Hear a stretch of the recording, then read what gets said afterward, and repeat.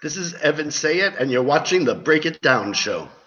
Yeah, it's your old friend P.D. Turner, executive producer and host of the Break It Down show, with my former commander from Bosnia, Erik Kleinsmith, who said, "Hey, let's have Evan back on the show because he's had a book." Erik, why don't you introduce who Evan is and how you know him? Sure. Evan, how long have I known you now? 10 Well, years? it's got to be approaching 10 years. Yeah. More than that, I'll tell you why. I gave my famous speech in 2007, and that's when right. you reached out to me, so it was soon thereafter. Right. So Evan, if you don't know quick background, is he kind of burst on a national stage with a presentation he gave to the Heritage Foundation in 2007.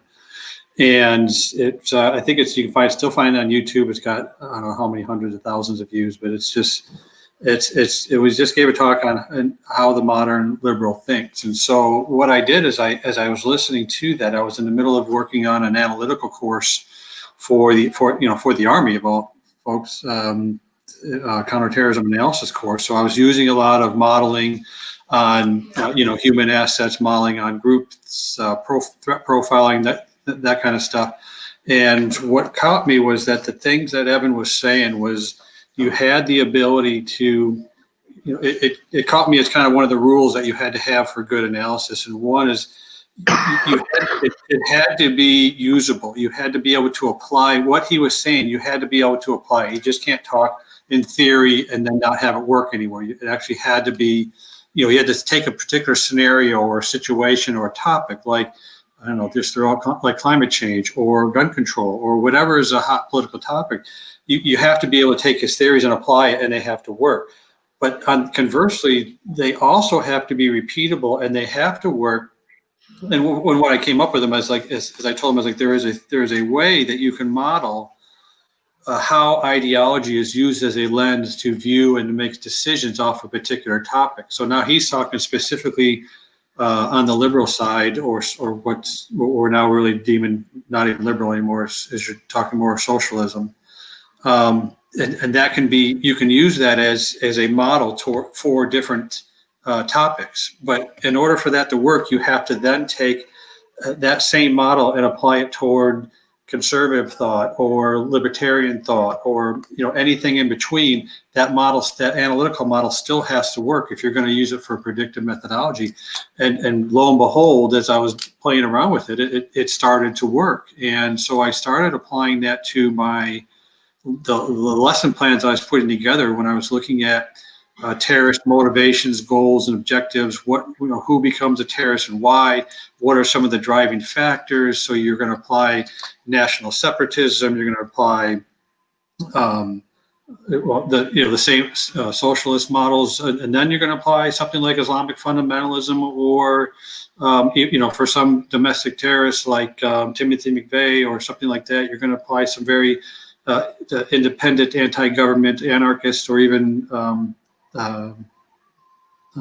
just some more conservative or Christian fundamentalist things, and it had to work. And lo and behold, the things that Evan was saying did work for both. And so that's why I looked at that as a sound methodology, and I used that as I was developing my thoughts on threat profiling, which made it into my book.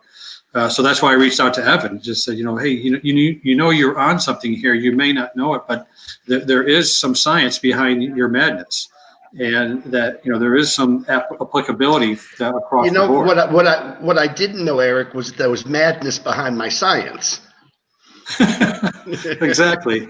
However you want to put it, you can put the white lab coat on and say a couple more ha-ha-has as you're doing that, but it's all good. So Evan, you're back to discuss your. Oh, I'm sorry. Did you have more to say? No, but I was just going to say. But we got together. We met first at a CPAC convention, which was in DC every year, and we've been getting together ever since. We've done some other things since then. We've just been keeping in touch here and there. And when he was working on his most recent book, he asked me to take a look at it before it came out. So we went back and forth with some constructive criticism, and voila, and now it's in print and ready to sell, and a fantastic read. One of my favorite moments is the first time that Erik and I did get together at CPAC.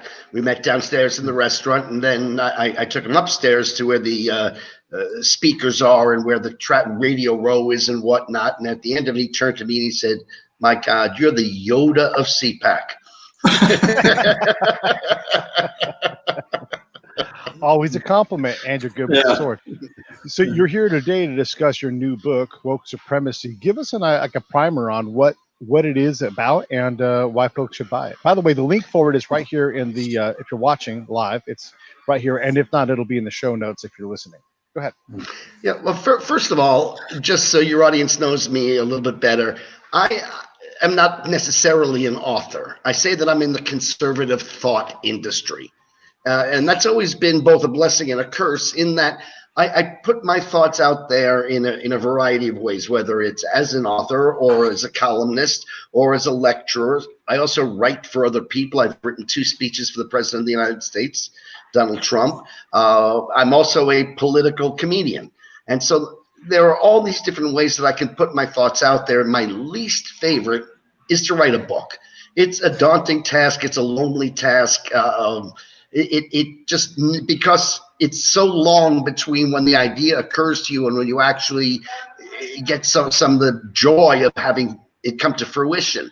You know, if you write a joke, you can perform it that night. If you write an article, you can see it the next day. But a book, nonetheless, I'm sitting home and I'm watching the riots break out, and I'm listening to the pundits, and I'm listening to the politicians, and I'm listening even to the participants.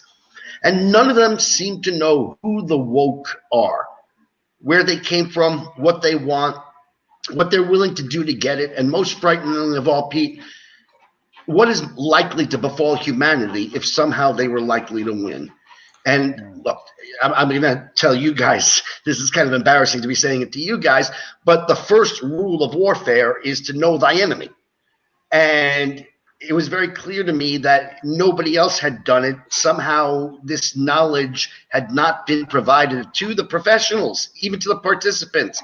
And so I took it upon myself to do what I did the first time with the Kindergarten of Eden, How the Modern Liberal Thinks, the talk in the book that Erik was referring to, which is in a very basic, in a primer form, lay out just what the moral issue is, what that other side believes, which we just didn't have in our arsenal. And so I did it. I wrote it in short.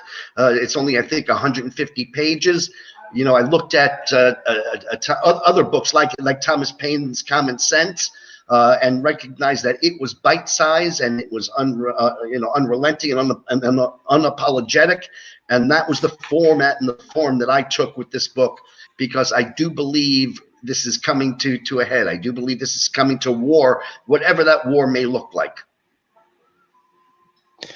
When you talk about this on other shows, I was doing some research, you did this last time on the show too, you don't just look in the here and the now, you look back in time and you talk about the Weather Underground and all these different organizations that Erik and I know about because of our work, you know, counterintelligence and everything. You have to understand the genesis of these things. But why did you even know about this stuff? Why do you know about these early, late 20th century groups that were fomenting violence and political upheaval? You know, this has been true my entire life, Pete, but I know things I have no right to know. I really couldn't tell you. I mean, look, I was born in the 60s, came of age in the 70s, did a 2-hour documentary for the Discovery Channel on the 1970s. I've always been intrigued by the 60s and how it is portrayed and how it really wasn't. And so it's not like it was a great deal of research, although obviously I researched in order to support the things I thought I knew and in fact did. But nonetheless, it was always just part of the DNA of what I know.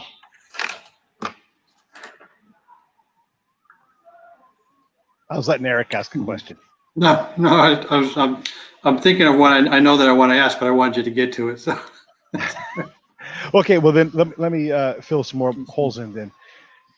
Why the term woke supremacy? Well, the woke is simply what they call themselves and what I've called them to differentiate them from liberals, which is what they're sometimes inappropriately called, progressives, which they're sometimes inappropriately called. Last time through, because when I first gave that talk 13 years ago and then wrote the book, I think it's closer to 6 or 7 years ago, it hadn't quite yet metastasized into what it is today. So I called them the modern liberal back then, the modifier modern, to make sure it was clear that they weren't in fact liberal. But now they've taken the name, and it's really, it's the worst of what I wrote about in the original book. You know, what happened was, at least back then when I gave that original talk, there were still some influences from the last of the great generations. But as the years progressed since then, and either through natural attrition or Soviet-style purging, there is no longer any connection to the great values that made America great. It's now subsequent generations having been raised by the original democratic socialists, the radicals, who have now been so steeped in the narratives and the orthodoxies of radicalism that they don't even know the values of what made America great. Why? Okay, let me go on.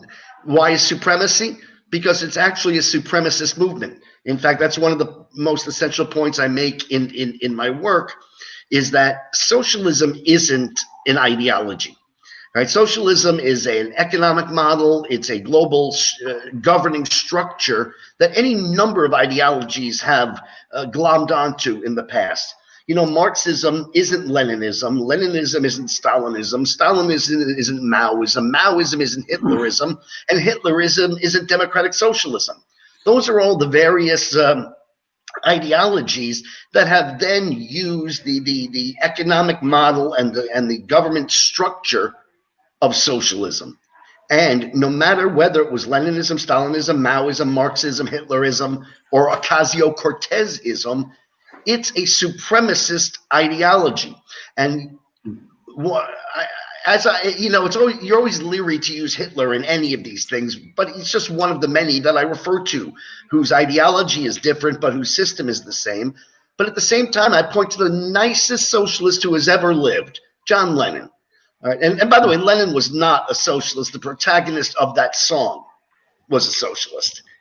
But he wants all the world to live as one. That's his objective. That's the goal. That's the end game. That's the original purpose of his plans.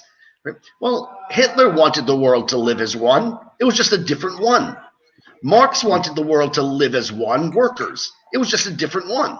Even Islamic supremacism, Islamicism, wants the world to live as one. It's just a different one. And so we can have a disagreement. We can have a conversation about whether that one this time really is the supreme one. But let's understand that even the nicest socialist in the world is pushing forward a supremacist ideology, the woke supremacy. Yeah, well, and you're right. I often say that the whole BLM movement is flawed because it's racist at its core, you know, and all of these things have problems. You look at John Lennon; he's the nicest socialist ever, who also had no problem balling up his fist and punching his woman in the eye. You know, so we have these. Yeah, but that was Yoko. I mean, we can get behind that. And let me say this, dude. We have all kinds of people on the show. We cover the entire political spectrum. That's not a problem. We also have artists of all stripe on the show. So, you know, Evan gets to talk about his book, and you know, I think it's important to have all these conversations because we can take it and we can really understand more about who we all are by hearing from a lot of different voices. So, just in general, people are tuning in. Understand that the point here is to hear out what Evan has to say and ask good, fair questions and move forward with it. Are you actually apologizing for me?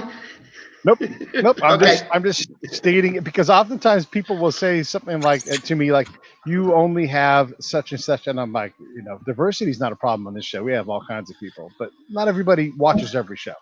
One thing that I would put is, you know, when you see a lot of conservative authors, I mean, before any election, you're going to see just the book market is flooded with, and you can, you know, all kinds of different titles, both on the right and the left, and you can tell they're specifically geared toward, you know, making that political bank because there's a title and then it says how somebody did this to somebody, you know how.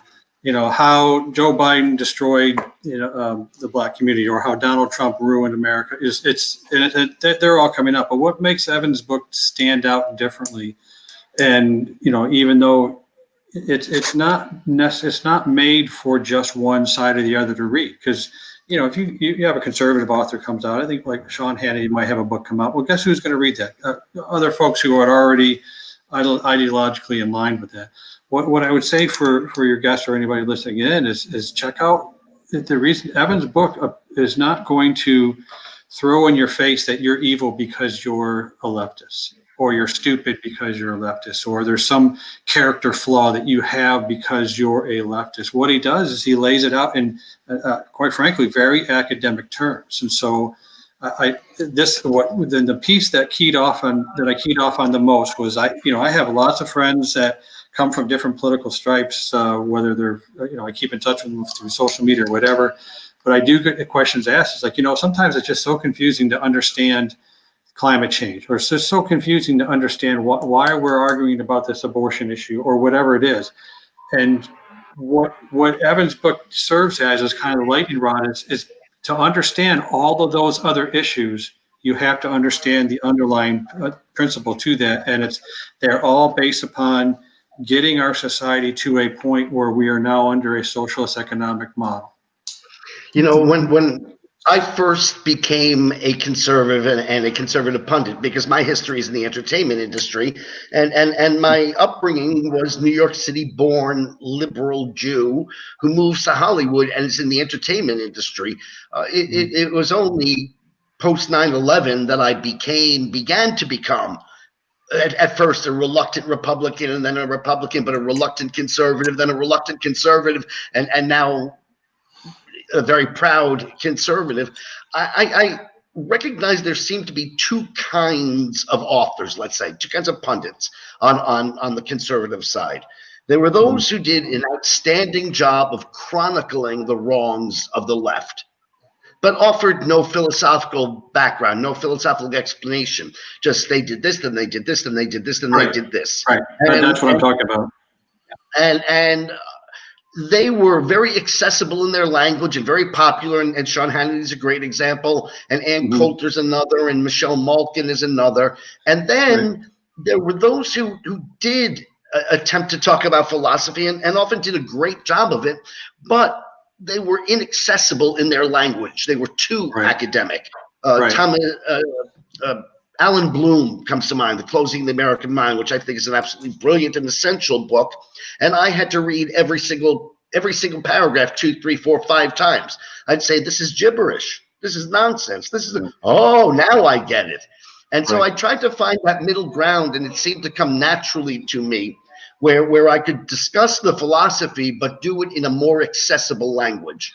Right. That's why one of your hosts, Pete's Victor Davis Hanson, is excellent in that area that Evan talks about, because obviously this guy he knows world history. He knows antiquity better than almost any academic you could ever turn to.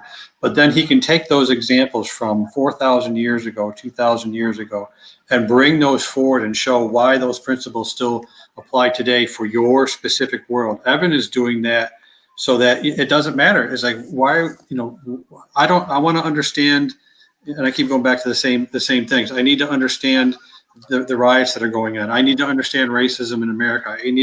If you want to understand all of those things, learn what the tenets are of socialism, and learn what the tenets are of capitalism, and compare and contrast the two. And you'll immediately see that that's really some of the underlining pieces to every single argument. Just like I say for terrorism, if you're going to understand terrorism, you must understand have not a scholarly knowledge, but at least have a working knowledge of what Islamic fundamentalism is, or what national separatism is, because that's before 9/11. 90% of the world's terrorists were national separatists. They were not Islamic fundamentalist terrorists. Even the PLO and organizations like that, they were not. But Red Army Faction, Action Direct, all these leftist Baader-Meinhof gang is the same thing. All these terrorist groups, they were specifically tied to leftist Marxist principles. What Evan is saying is that this is the center point, or the center of gravity for all these different issues funnel back to that. And that's why, again, I go back to as a working model. he's showing that this model, if you can understand this one principle, the other pieces all then make sense as you attack. And that's why at the very, very beginning of the book, it's the most essential argument for the first half of the book is that Right. socialism is not an ideology, which is why all those different terror groups that Erik was just naming, they didn't all share the same ideology. They didn't share what they shared was a system that they sought, a globalist system where their ideology Right. would ultimately be the global ideology, the one that John Lennon Right. sings about. There's also something, and I don't know that I mentioned this in the book. I don't think that I ultimately did. But capitalism is a bit of a misnomer, and people get tripped up over it because every system is capitalist. Every system has capital. It's just a matter of who controls that capital. And once you've made that argument, I find it's easier for those on the other side to recognize, it's not capitalism, it's government structure and the structure of where that money and power resides. Right. And I was going to say that words mean things, and when we try to understand these things, there's a couple of funny things I think to note is one, like you said, there's different forms of socialism. There's different forms of democracy. You can easily, if you posted on Facebook, are we a democracy or a republic? That's all you'd have to do, sit back and there'd be 1,000 comments. And ultimately, if you want to get into etymology, they mean the same damn thing. The power is with the people. right. It's a little bit infuriating to me when people talk about, from the left, when they talk about utopia as a place, when they're literally basing an entire philosophy politically, whether it's an ideology or not, on a piece of satire. It's like Irma Bombeck wrote something, and that's what you're thinking the world is going to be. Because Thomas More wrote a satirical piece. The main character, his name literally means the purveyor of nonsense, and utopia is really no place. Anyhow, these are things if you take the time to learn this, the world becomes a lot more complex and not as cut and dry. And it turns out that guys like Orwell matter. Some people are more equal than others. And Orwell is all over my book because one of the things that I constantly get when I compare democratic socialists to some of the regimes that have been out there, the killing fields of Mao and the gas chambers of Hitler and the gulags of Stalin, they say, but where are the gulags? Where are the gas chambers? Where are the and the reality is twofold. One, none of these other socialist entities had these mass murdering machines until they took over the government. You can't have these kind of complex mass murdering apparati if you don't have the money and the power of government behind them. So the fact that today's socialists aren't yet committing the atrocities that these others have should not be all that reassuring. But the genius of Orwell isn't found in his recognition of authoritarianism and totalitarianism within socialism. Everybody knew that right from the start. Even Marx wrote it into the perfect socialist society, where he said, before we can have our workers' paradise, we first must have a dictatorship of the proletariat, who will then be exactly what we're witnessing now. These were just more primitive versions of the cancel culture. Orwell's genius came in recognizing that technology would be such that you would need gas chambers and killing fields and gulags any longer, because they would have the technological ability to write code and cancel those of us who are the others, those of us who aren't the one. Right. And that's where I take part of when you see the riots that are going on now, I take a little bit, not at this issue, but I take a little bit of disagreement with anybody who says, well, these rioters are anarchists. No, they're not. They may have the symbology, they may have the propaganda or whatever they're putting out for all anarchy is a means to an end. So it's like I said, if you want to understand what's going on with the motivations behind the rioters, and even whether it's Antifa or you can even apply it to the Proud Boys or the Boogaloo Boys or whatever. It all goes back to depriving somebody of their right to make their own decision, having their own freedom of movement, freedom of will, and imposing your own system upon them. But Eric, so, yeah. I'm sorry, but one thing that struck me all along was the seemingly odd bedfellows that you find in the socialist revolution. Right. And one of them being those who are anarchists, who you would think would be all the way on the other side of the political spectrum. I mean, Right. communism, but they are allied because they both recognize that whatever end they seek, the intermediary step has to be the destruction of the world as it is. Right. And one thing that struck me was how often the socialist entities of the past allied with the Islamic supremacists, even though their original purpose, their end game, the perfect world they sought, were diametrically opposed. So Hitler wanted a world without Semites, and yet he allied with the Islamicists, with the Mufti of Jerusalem. Stalin claimed to want a world without religion, and yet they were allied with the Islamicists, who are religious fanatics. Today's democratic socialists claim to want a world where women and gays are equal citizens, and yet they align with the Islamicists, who throw gays off of buildings and subjugate women. And the reason being, what they share in common is, before either one of them can get what they want, the first thing they need to do is destroy what is. Right, and that's your difference between evolving or using evolution to change the society versus using revolution. So for evolution, you work within the current society's constraints, and you go through the voting process and that kind of thing, amending the Constitution in our case. But for the revolutionary process, the current system must be destroyed. Or it must be dismantled. Even in our own American Revolution, French Revolution, every revolution that's been around, it's a revolution because you have to destroy that current structure and then rebuild on the ashes on top of that. And that's where you see, again, it goes back to the underlying piece is you'll make friends with the anarchists, but they're not really anarchists. They're just there to do the shovel ready job of destroying the first. Yeah, destroying the first part of the society so that you can rebuild on its ashes on top of them. I said that's funny because just 5 minutes before I came on the air with you, I had written exactly that. The exact response.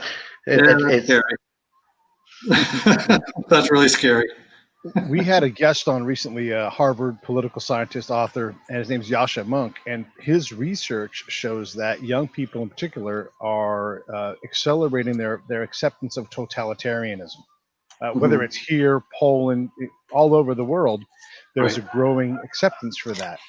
Right. So what are your thoughts? I mean, why on earth would that be? Like, we've learned this lesson. I know we hate to learn from history, but we've learned this lesson already, that totalitarianism is bad. What's going on here, Evan? What does your humorous comedian mind think about that? Well, I know that in America there isn't this kind of wide-ranging, what we used to call a liberal, lowercase L, education. They are really being brought up very much in the way that Lenin had his young pioneers, and Hitler had his Hitler Youth, and the Islamicists have their madrasas where they rock back and forth all day, and they've simply been raised so steeped in the narratives and the orthodoxies of the supremacy, and so denied any alternate point of view. I mean, in the book I call it the one drop test, where one drop of infidelity towards the supremacy is enough to see you destroyed, canceled, as you would be if there was one drop of disagreement with Hitler, if there was one drop of disagreement. And so they buy into the utopian vision. They buy into this notion that the government, which is ironic because they want the government because they don't trust the people, but in order for them to believe the government is better than the people, they have to believe that they are gods of some sort. And in fact, they do, which is why they're willing to totally give in to the authority of God. Fair enough. I was leaving space for No, I'm fine. Yeah. Okay. So, well, what's he supposed to say when I've answered everything? Exactly. Everything. I'll just sit here and drink. this goes Yeah. again back to Thomas More 500 years ago, and the guy who tells the story of utopia. His name again means the purveyor of nonsense. Off the day, that's his name. So we have to have different spectrums, different political movement. Again, if we read our Greeks and know Aristotle and the politics and all that kind of thing, these things again give us a roadmap. We've been down this. We know things trend one way or the other. So we can't stay on an extremist path for too long. Otherwise, things will change, whether it deconstructs into dystopia or something else happens. Another thing I know, and I'm sure Erik, has experienced this too, stability in a country is exceptionally rare. Like, it's just not easy to do, to have as much diversity as we have, Well, to have as much how, freedom how as we many have. how many regimes has France had over the 260 years or however long it's been that we've had one? Right. Right. And that's where I get the argument against American exceptionalism is that, our Constitution is really no different than any other government. It's like, name a current government that, we are a very young country compared to the rest of the world. Name a government that is older than ours. Right. There's a handful. I think one of them is UK, and they still had a revolution of their, or an English Civil War of their own in the 1640s. Since they also, our own, name one. But they also went from a monarchy to where the monarchy is really just for show. I mean, there was a complete change. It was a peaceful-ish revolution, but it was nonetheless a gigantic change of government style. Right. Ours hasn't been 200 and X number of years. How many years it's been? Right. But again, we built in the amendment process to change that. And so when you pass something like the 18th Amendment, for prohibition, you can go back with the 21st, say, that was a mistake. But again, we were able to do that peacefully. Very few other countries can say that they have an older existing government than ours, and some of them are changing on a yearly basis, rewriting their constitution all the time. That's a big, I have a big problem with that, because now you're no longer being ruled by the rule of law. You're being governed by men and the whims of men. But whoever wrote the last Constitution, whoever had the power to write the last Constitution, exactly. One thing that I find it's rather subtle, but I think it's important, is that while the left promises utopia, we being conservatives, we being people on the right, don't promise utopia. When we say America is exceptional, we don't say it's perfect. Right. When we say make America great again, we don't say it's perfect.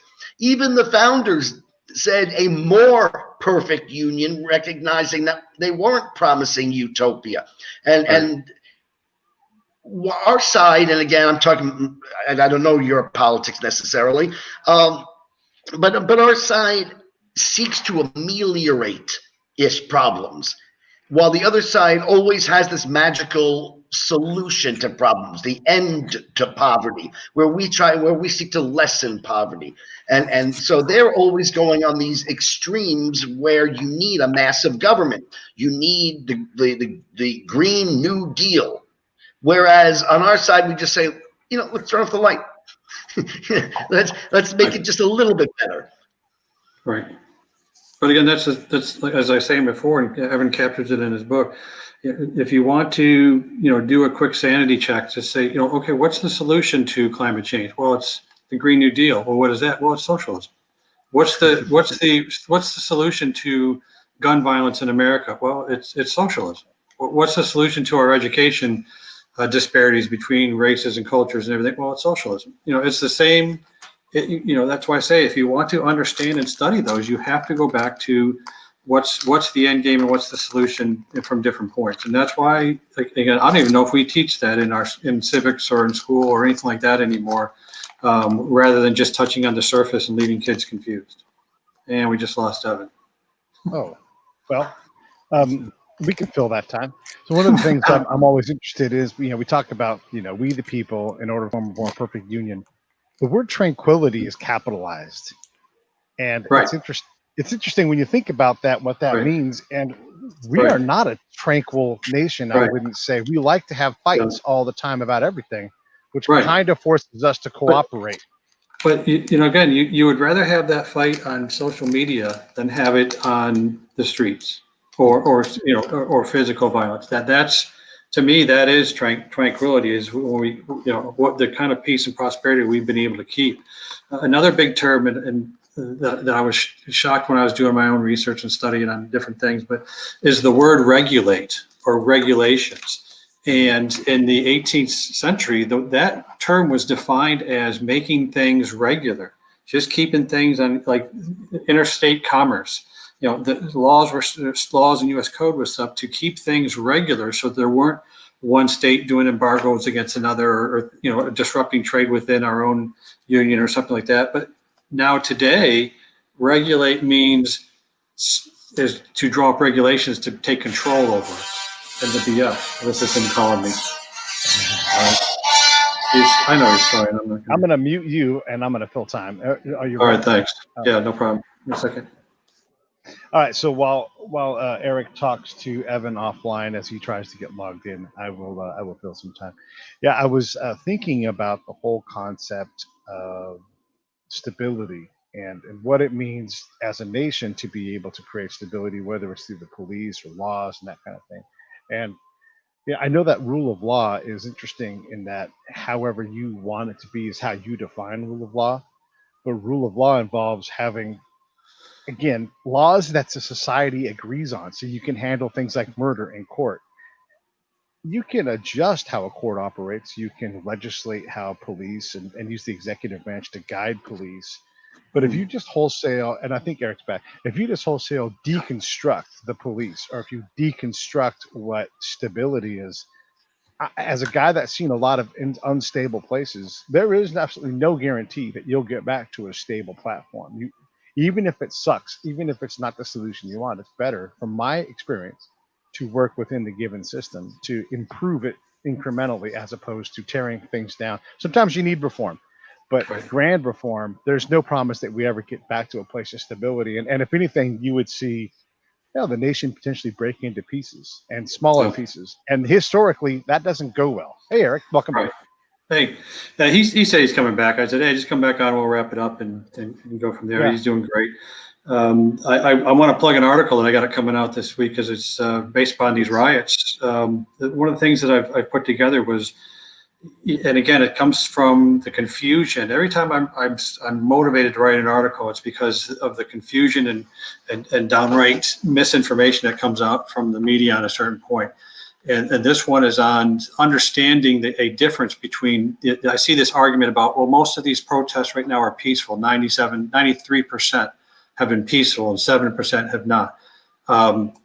One, it's not an argument that says then the 7% is okay because it's just 7%. But if you really want to understand the different movements that are involved, and I talk about Black Lives Matter, I talk about Antifa, I talked about even Proud Boys or Boogaloo Boys on the right as extremist groups.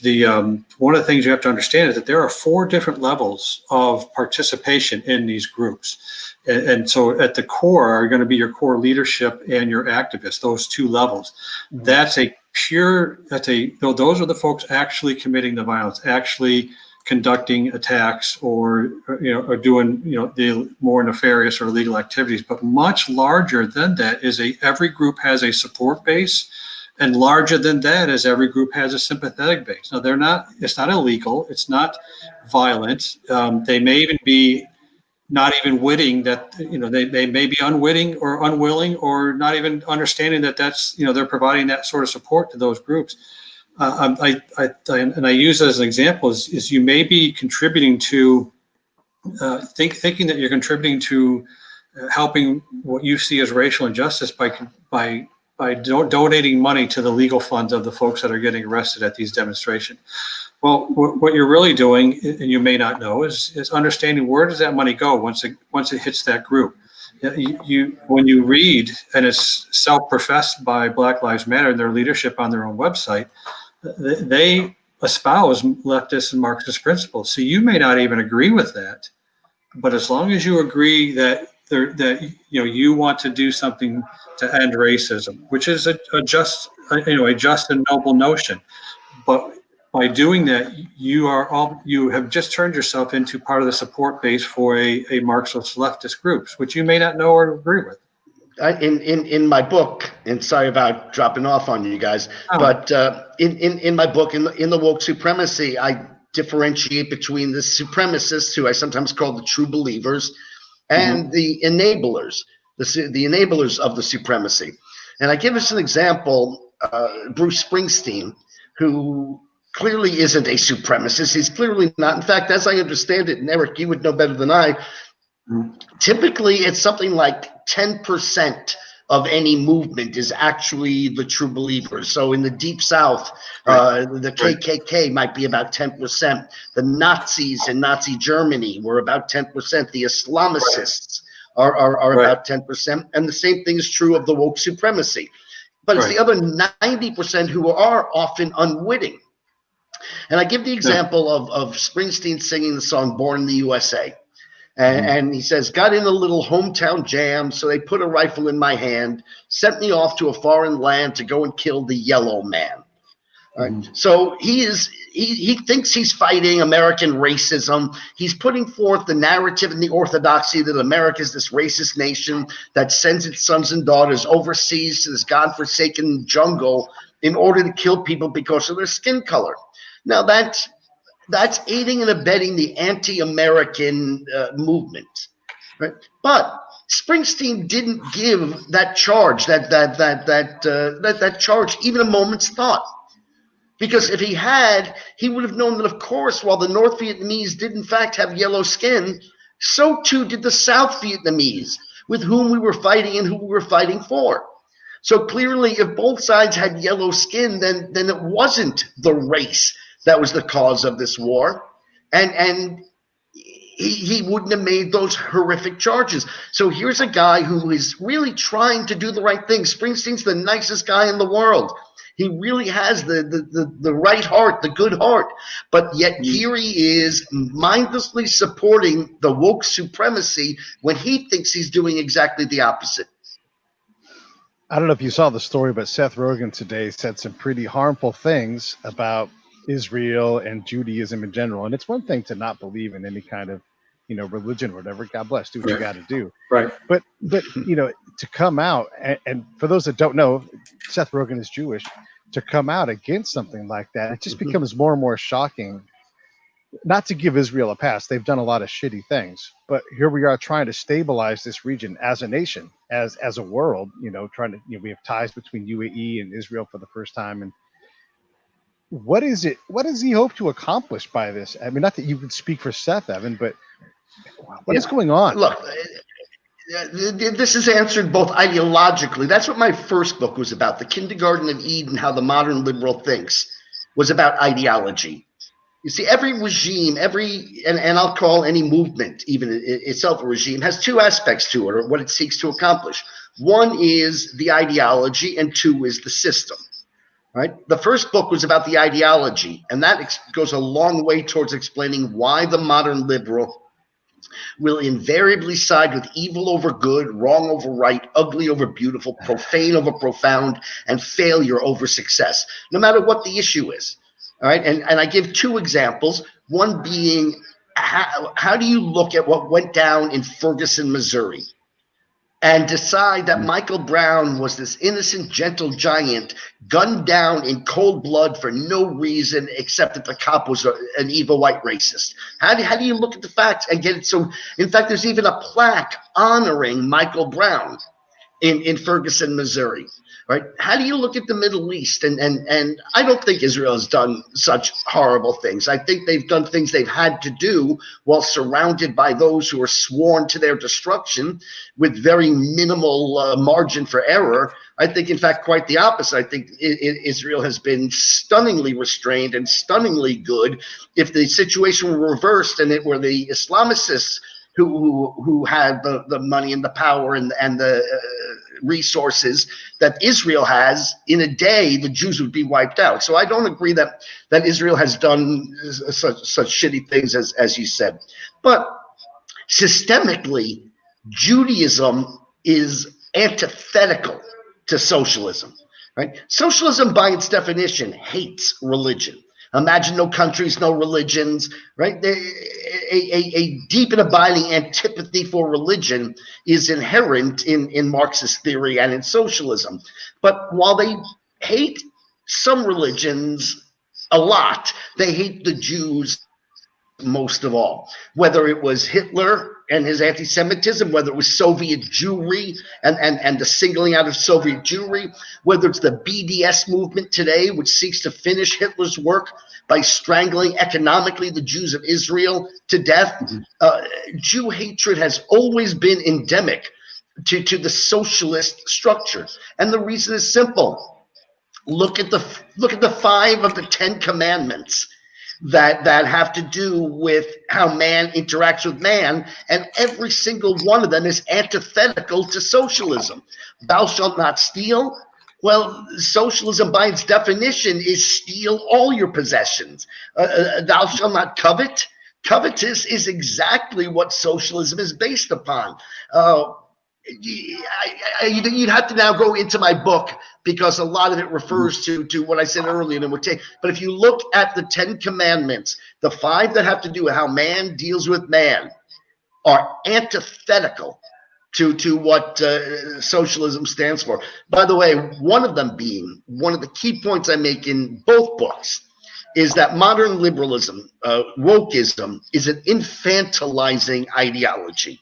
It actually seeks to return man back to, let's say, the noble savage.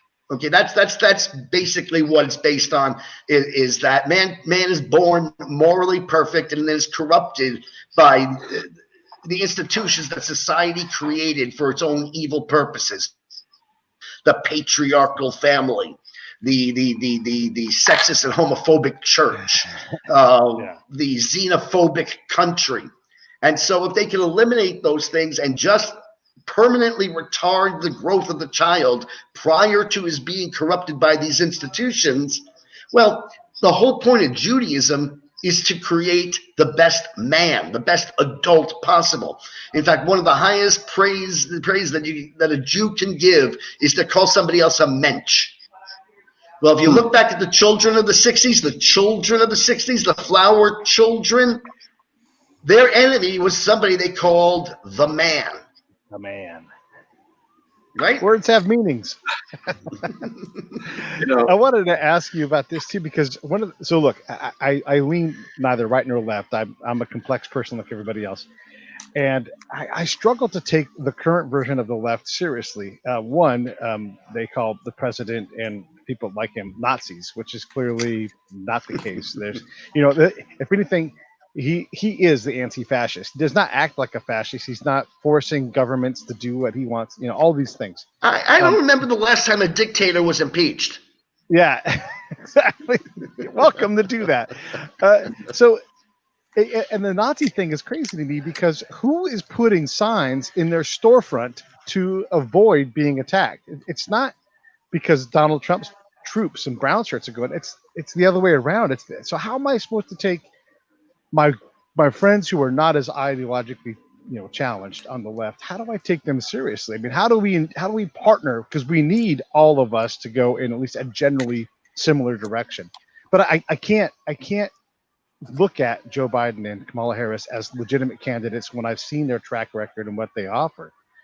Is there anything that I can do to help understand how to communicate with my left-leaning friends?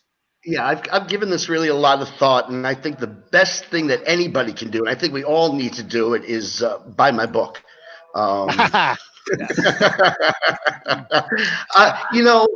One mistake that our side makes, and again, our side, I'm talking about me, not you necessarily, is that we expect to be talking to grown-ups. And we know that we are so right, correct, not necessarily in every one of our proscriptions, but in our recognition of what the problems are, what good and evil is, what right and wrong is, what better and when an artist, when a museum curator puts a toilet bowl in a museum, we're pretty sure that we might not know the difference between a Matisse and a Van Gogh, but on the other hand, we know that's a toilet bowl, and it's hard to take a leftist museum curator seriously when they're putting toilet bowls and calling them art exhibits. I have a program I call Adopt a Democrat. And I call it Adopt a Democrat for two reasons. One, we've got to recognize it really is like dealing with children. It's very much like trying to deprogram somebody who's been raised in a cult, because they have been raised in this cult of indiscriminateness. And if you think that you're going to bully or badger or yell or even just lay out the facts to the other side, and they're going to suddenly be deprogrammed, they're just going to revolt. You know, if you were raising your child and you made everything a teachable moment, they would rebel. And so what you have to realize is this is going to be a process. What you have to do is plant a seed today and then move on and hope that somebody else comes along and waters it, and then somebody, you know, tends to the sprouts. And it's in like raising a child. It might take 18 years, but you got to start the process. One good thing, and this is something I realized when I attended my first Republican meeting, was it dawned on me as I sat there that this was the first time that I was hearing from a Republican what a Republican believes.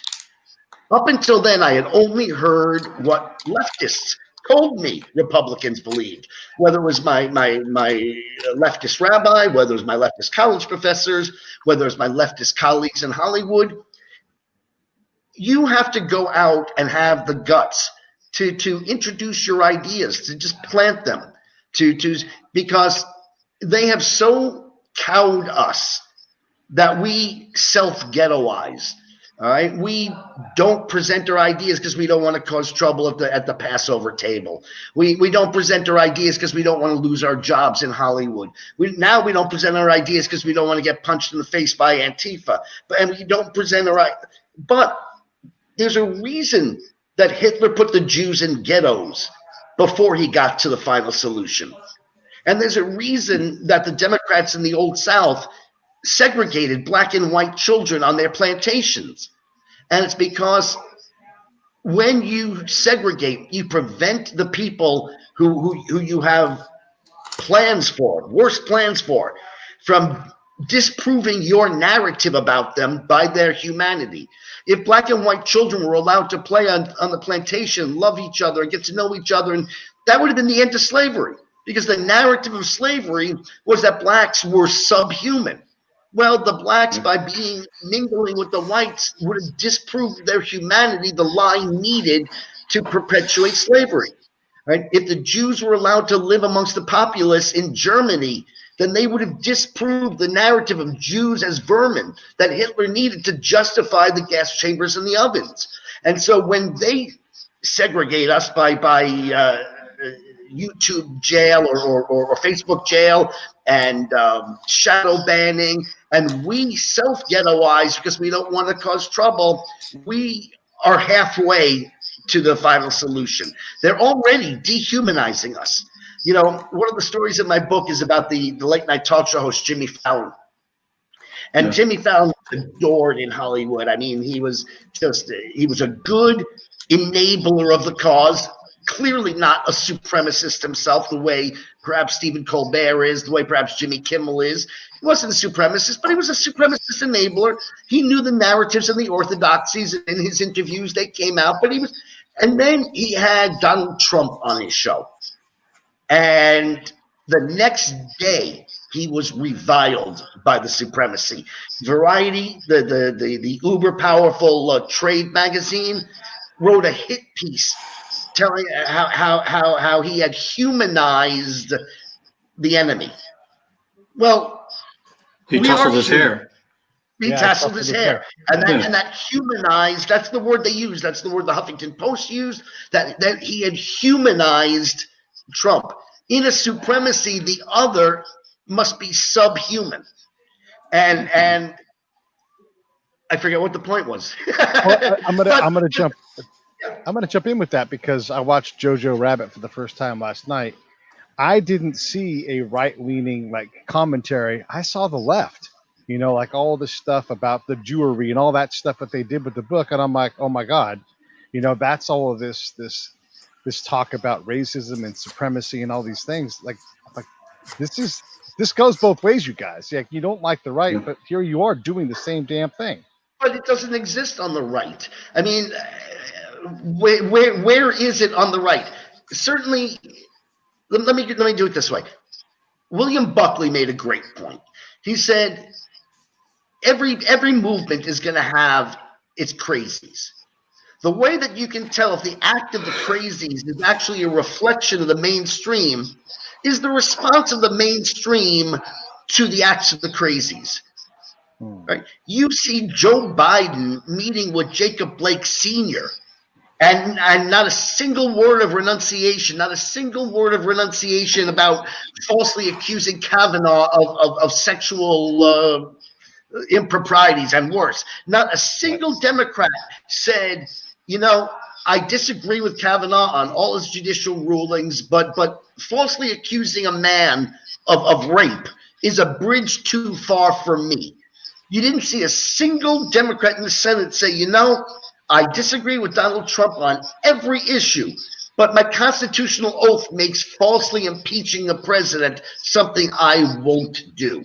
You may have crazies on the right wing, but there's nobody in talk radio who's supporting them. There's nobody in Congress who's supporting them. In fact, the anarchists and the crazies on the far right are as much a there you guys are. Is as much a threat to mainstream republicanism, because they want to destroy the world that we love as much as the left wants to destroy the world that we love.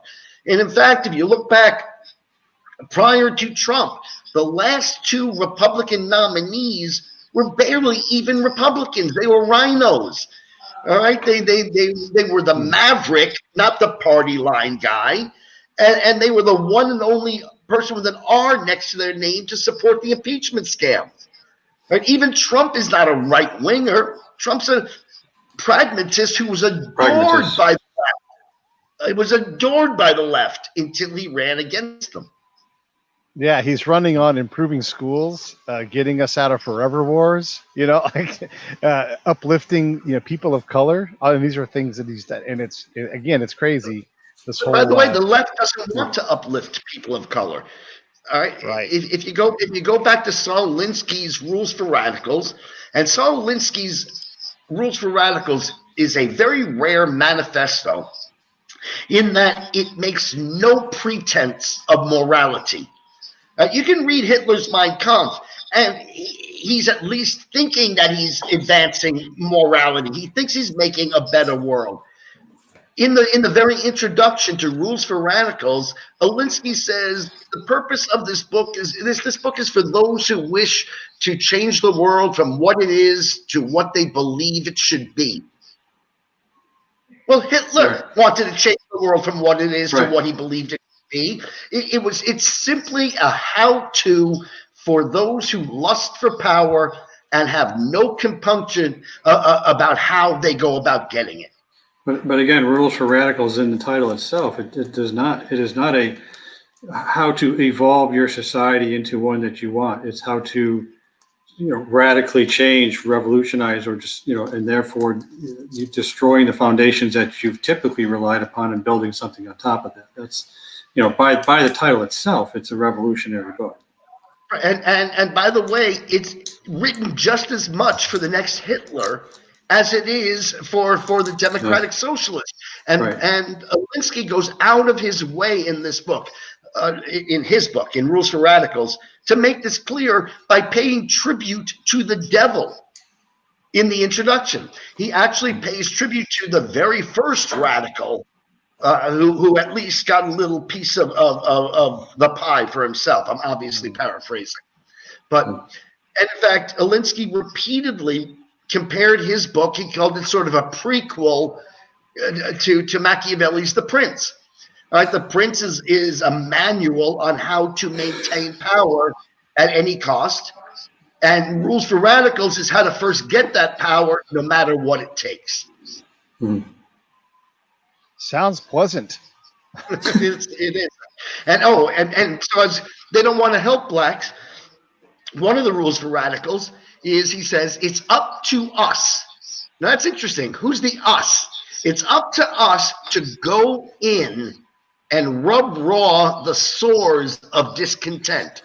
So they're talking about elitists who have to then go into the black community and not make things better, not alleviate, not ameliorate, but rub raw the sores of discontent. And that's why the news media, for example, never shows black on black crime, because that doesn't accomplish their goal.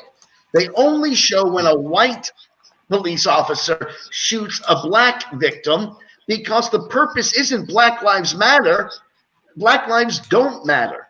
It's rubbing raw the sores of discontent, because that's one of the rules that will destabilize society, that will see black families more dependent on what I call the master planners. Right? They're no longer their master. They have the master planners. And ultimately, they hope leave the black community so discontented they join the violent revolution. But again, when you look at this, the realization that if you have 10% of a movement and only 10% is violent or being activists or whatever to cause that revolution, it's never going to work unless you have that support base, unless you have that sympathetic base ginned up. So rubbing the sores, as Evan describes it, and opening those wounds up, that is a critical component for financial support, logistics support, recruitments, sympathy, activists who are supporting them, just even on social media. That is a requirement for all of those put in place. And so again, if you can apply Evan's rules universally, you can apply Saul Alinsky's rules in the same way. Yeah, that's the academic answer right there, right? And exactly. And that's what I do kind know. Of scientific method, is it reliably repeatable and repeated by somebody else? Right. And that's the standard. Even if that's part of the patriarchy and white power to use scientific method, it's also one of the greatest gifts. Right. That's something. The scientific method is, and by the way, 2 and 2 is 5 is racist, and I can explain to you where that comes from, where that all comes from. In the book, I give it as an example. It's now claimed by a peer-reviewed, tenured professor that the knife and fork are racist. All right. We laugh at that, but they can write a whole paper explaining why. And the reason is this. There are other methods of eating. You can use chopsticks. You can use your fingers. Right? The fact that you choose to use a knife and fork means that you've made a discriminating choice. Well, the opposite of indiscriminateness is the evil of having discriminated. Yeah. Right? This may be too late in the conversation, so you can get my book and find it. But the supreme trait of wokeism, the way they're going to make the perfect world, is every other supremacist movement before them said something or somebody was better than everything else. So the Marxists said a class was better than everything else. The Nazi socialists said that a race is better than everything else. The Islamicist supremacists said a religion is better than everything else. So what the woke have done in order to be different is to say that nothing is better than anything at all. The supreme trait, what makes them the supreme supremacists, is that they argue that everything is equally good and equally right and equally true. Yeah. Well, I know it's equally true. Civil war is horrible, and if you want it, you will hate it, because people, if you survive it, because war doesn't care about you, people you love, things you care about, the things you want will be gone, and you'll only be desperate for it to end. And if that's the direction that folks are trying to create, nothing over something, they're not going to like what they get. I hope. Well, even if they get the Civil War, there's no way for them to build from there, because if nothing's better than anything else, then what do you build? What do you evolve? What do you grow into? Which is why I call the original book The Kindergarten of Eden, How the Modern Liberal Thinks, and point out that progressive is exactly the opposite of what they are. And I point this out. There's just a run that's maybe my favorite run in my book. Am I allowed to have a favorite run of my own? Yes, yes, you are. Where I point out that the number of times they applaud infantilism and naivete. And you go back to Orwell, who said ignorance is strength. And the Democrats, the modern liberal, believes that ignorance is strength. In fact, ignorance is the key to paradise. And you look, and they call themselves the children of the 60s. One of the most iconic songs of the era, and we've got to get ourselves back to the garden. Right? Hillary Clinton wrote a book of philosophy called It Takes a Village, and its subtitle was And Other Lessons Children Teach Us. Time magazine scoured the globe for the most important human being of 2019 and decided it wasn't a scientist, it wasn't a politician or a statesman, it wasn't an inventor or a warrior or an artist. It was a 16-year-old petulant child who was repeating the narratives and the orthodoxies of the supremacy, knowing nothing about the reality. Yeah, well, I can't disagree with that. That's yeah, and another thing that's very supremacist is to think that you understand how to solve someone's problem, the black problem, the whatever problem, without understanding the condition of the people that you're trying to help, and to presume that you somehow have an answer that they haven't somehow come up with. That's just, not only they, but anybody else before them in the entire world. Yeah, you know, that's another reason I explain that they are a supremacy. Because every socialist who has ever come along has recognized and seen the horrors of the socialists before them, but they always blamed not the system, but the ideology. And then they each conjured a new and this time really perfect ideology. And that's what the woke have done. Okay, it's not the globalism of Hitler that they are against. It's not even the supremacy. It's that he had the wrong supreme trait. He thought it was race, but it's not. It's indiscriminateness. Right. Anything in closing, Erik?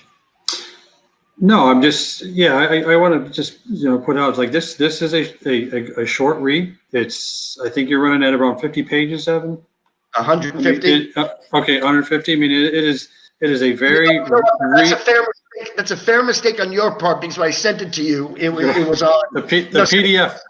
Yeah. The PDF was 50, but it is not. It is a very readable book. I mean, it is not full of jargon. It is not full of antiquated examples or anecdotes or even superfluous academic language that tries to make Evans sound like somebody who's a highfalutin theorist or anything like that. It is very down to earth read. Again, and it's like his first book, and I've handed it out to several of my friends to take a look at it. And some of them have come back and said, I don't agree with this certain principles, but when you get down to, okay, what about this, and this, it really gets to the heart of and drives down to the core. So you can argue about the different realities of how you can apply it to, but when you get down to the core, you cannot get around the argument that all of them lead back to this one fundamental piece, is that in terms of the solution for everything is a socialist answer, or the answer is to change our system into a socialist economic system so that we can do all these other cool things after that. That's the piece that's the piece on the draw from his book, and it's not. And like I said, he's not egregious. I didn't see any personal attacks on it. It was very well thought of.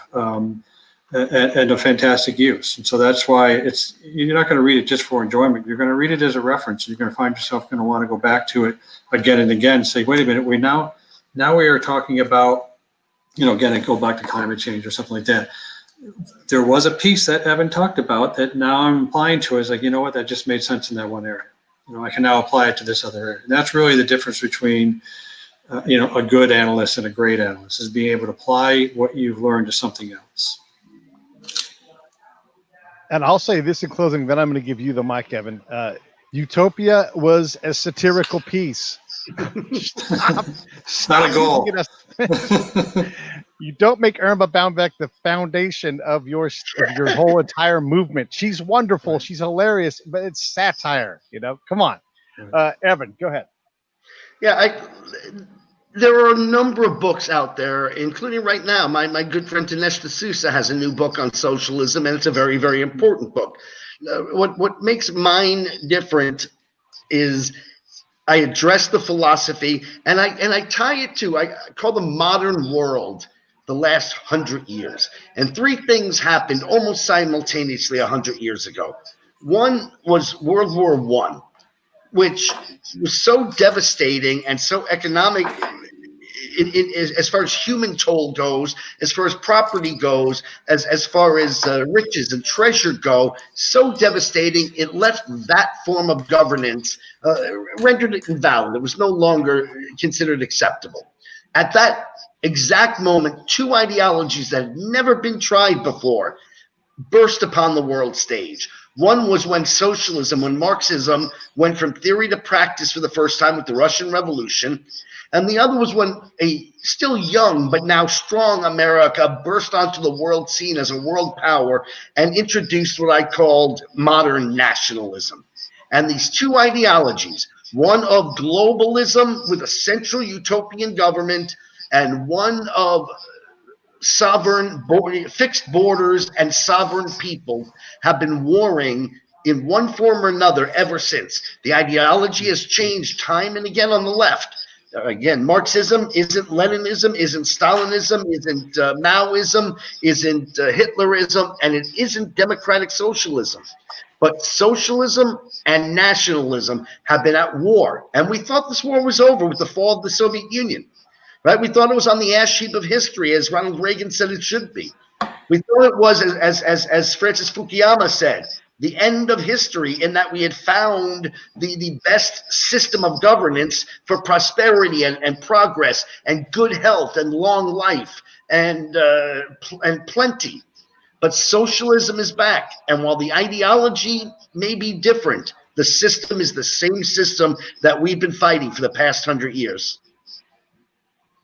Everybody can get Woke Supremacy at the Amazon link below. If you want to find out more about Evan, you can go to evansayet.com. All of these things will be in the show notes. Hey, man, thanks again. And I appreciate you taking the time to write this stuff, because you're right. It's not easy on a Hollywood career to stand on the right and say, here's where the good stuff is. But I appreciate you coming down and adding to our array of people that we have on and helping us to understand some history and some words and just to, have a chance to we all want better information to make our decisions with. And I think you're helping give us a lens that's exceptionally valuable in terms of trying to know what to do next. We got an election coming up in about 2 months here. And it's crazy that we're having these conversations about the things that we're having. So thanks for doing that. Never thought it would be. Never thought it would be. Hey guys, thanks so much. Sure. Thanks, Evan. Thanks, Pete.